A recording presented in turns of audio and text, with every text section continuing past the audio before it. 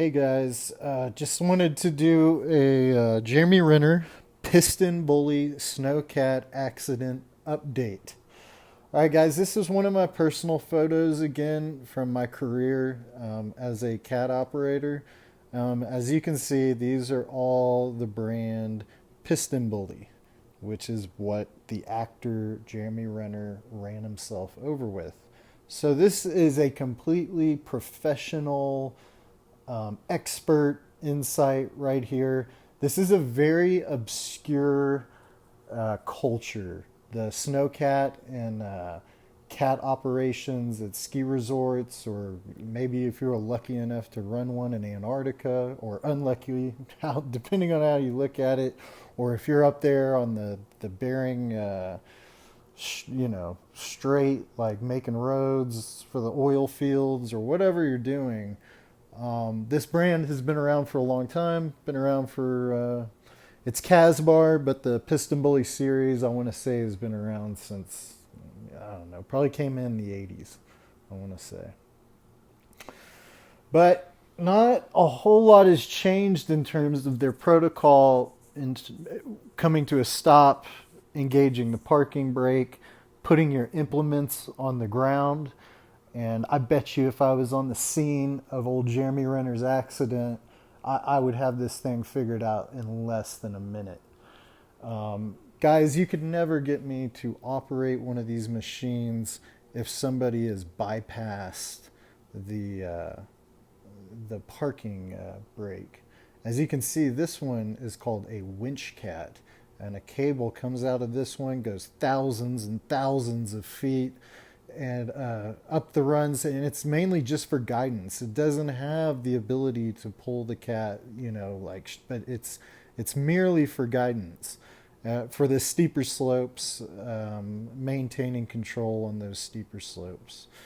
So, but back to these standard machines, and this is what Jeremy Renner had, the kind of snowcat.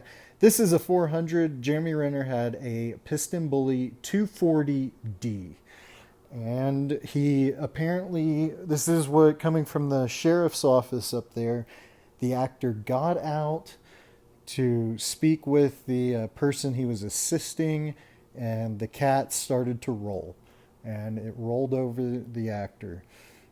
These tracks, they're called tracks, but each one, we call these grousers in the industry. So this is what the actor had trampled over him. And each of these grousers have little carbide teeth, and every so often they even have like a stud. There's a stud, and that it's carbide tipped, like that thing that pops out of your turkey, and it's great for traction. So 14,000-pound machine is what rolled over the actor. Piston Bully, made in Germany. I got a good solid 8,000 hours in these machines. Piston Bully is very reputable in the industry. They compete with another cat company called Prenoth, which makes they're like a smaller company of Bombardier, which makes Learjet and all kinds of things. So these are very sophisticated machines. They're very, very, very expensive. They're very expensive to operate. Like, the machine he probably got for 20K or something. Maybe even pay that much. I don't know. Maybe they stuck him and he paid more than that. It all depends on how many hours it has. Does it have low hours operation? Does it have high hours of operation? Low hours would be like 1,500 to 2,000. High hours would be 6,000 to on up.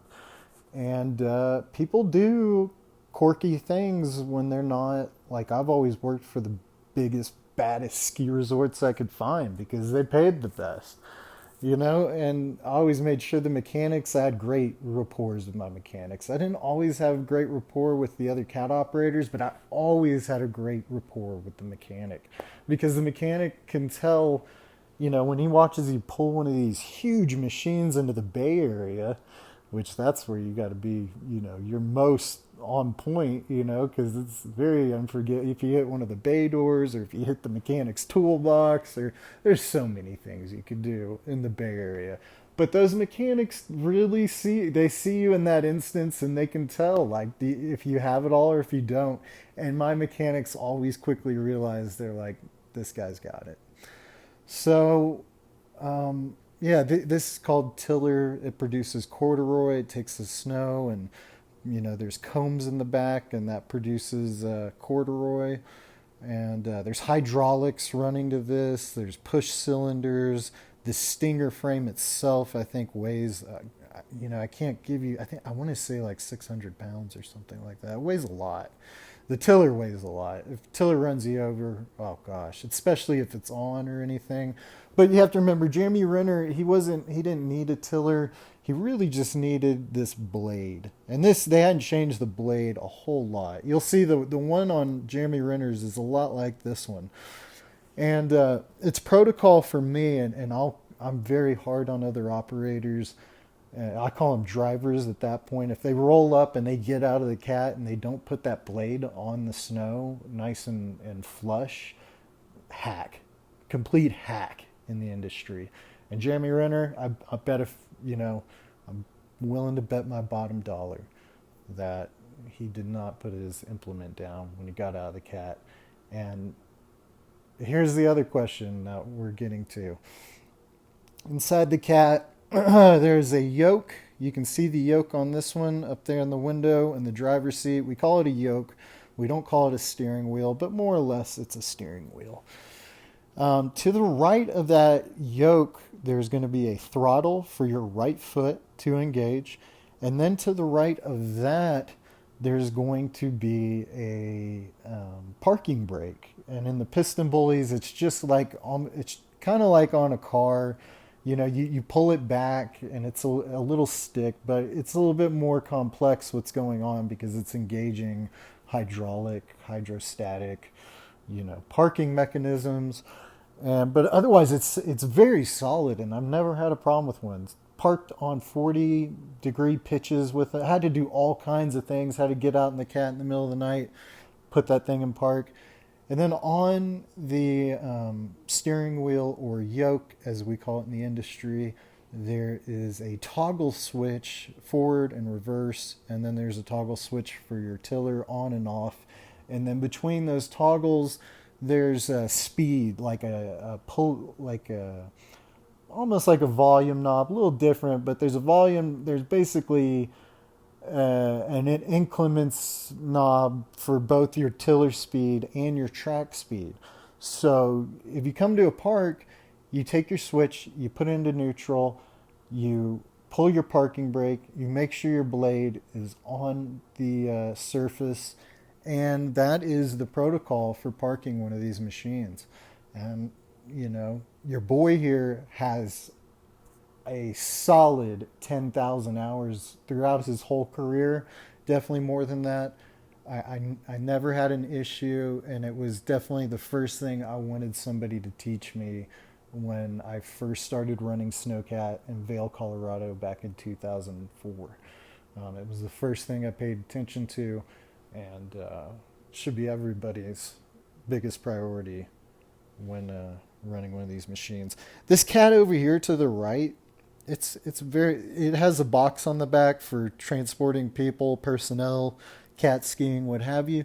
But this is a vintage cat. This is very close to the same year of what Mr. Renner had, and the ski resort still operates it just fine. And I'm sure it has high hours, but those things are all in place. And these are very, for the grooming and building, super parks and super pipes and stuff. That stuff's complex, but the average person can operate one of these machines. I was watching The Shining today, and that's like, the first thing the guy says when he walks out of the lodge. Like, can you drive a car? You can drive one of these things. If you guys ever get a chance, do it. It's incredible. I loved it. I still love it. I'll get back in a cat again at some point. But yeah, and just if you guys want to know some of my, let's see, I've ran two of these. I've ran a machine out of fuel. but not in the northern hemisphere, only in the southern hemisphere, down New Zealand. I've never run a snowcat out of fuel in North America. I broke a lift ram on the blade. I hit a rock down there in New Zealand, and I snapped one of these rams, and it's about $1,500 easy. Oh yeah, and I bent one of these forks at this silly ski resort because they were asking me to do something with the forks that it's not supposed to do. But yeah, guys, that's the professional insight. You're not going to hear that on the news. I've been listening to the guys they've been interviewing. They've been interviewing a lot of heavy equipment guys, and the truth is, a lot of the heavy equipment guys are just dirt guys. They're just earth movers, which is cool.